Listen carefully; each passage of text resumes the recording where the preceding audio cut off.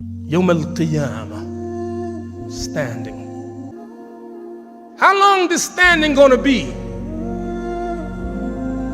50,000 years.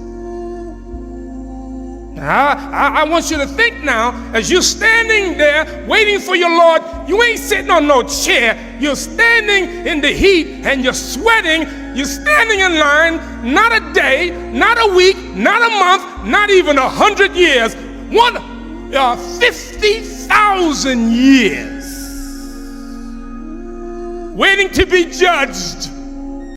And some people standing there waiting to be judged, they know the end. Let it happen, they say. Let it happen now.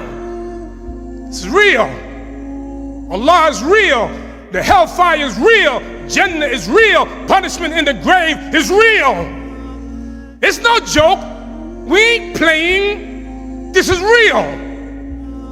But we too busy.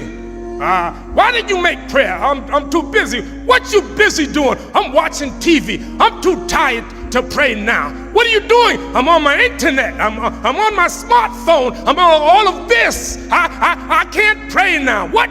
I can't fast. Why can't you fast?